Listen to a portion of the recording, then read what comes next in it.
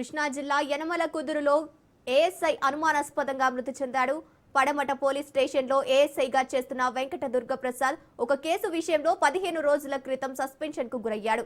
దీంతో తీవ్ర మనస్తాపం చెందిన దుర్గప్రసాద్ యనమల కుదురు కరకట్ట శివారులో ఓ పాకలో మృతి చెందాడు. ఘటనా స్థలానికి చేరుకున్న పెనమలూరు పోలీసులు ఇది హత్య లేక ఆత్మహత్య అన్న కోణంలో విచారణ చేస్తున్నారు.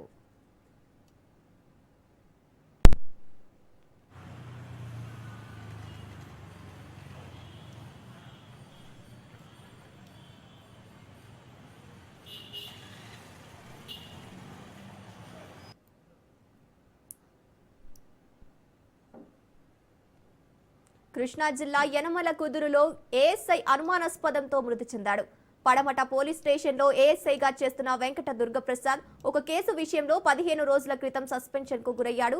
దీంతో తీవ్ర మనస్తాపం చెందిన దుర్గప్రసాద్ యనమల కుదురు కరకట్ట శివారులోని ఓ పాకలో మృతి చెందాడు.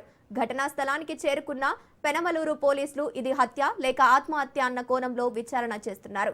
రైట్ గా ఇదే అంశానికి సంబంధించి పూర్తి డీటెయిల్స్ మా ప్రతినిధి సాయిబాబా ఫోన్ ఇన్ ద్వారా అందిస్తారు. సాయిబాబా చెప్పండి. Good morning. కృష్ణా జిల్లా యనమల ఏఎస్ఐ వెళ్ళారు. పోలీస్ స్టేషన్ ఏఎస్ఐగా పనిచేస్తున్న గోపి దుర్గాప్రసాద్ అనే అతను వయసు 54 ఏళ్ళు. ఒకే స్టేషన్ లో 15 రోజుల క్రితం సస్పెండ్ గురైన ఏఎస్ఐ అంటే దీని తీవ్ర మనస్తాపానికి గురయ్యాడు. ఏఎస్ఐ దుర్గాప్రసాద్ యనమల కరకట్ట వారు ఒక పాకలో శవమై తేలినట్టు చెప్తున్నారు. ఘటనా స్థలానికి చేరుకుని పెనమలూరు పోలీసులు హత్య లేక ఆత్మహత్య అనే కోణంలో కూడా విచారణ చేస్తున్నారు. Right, thank you Saibaba.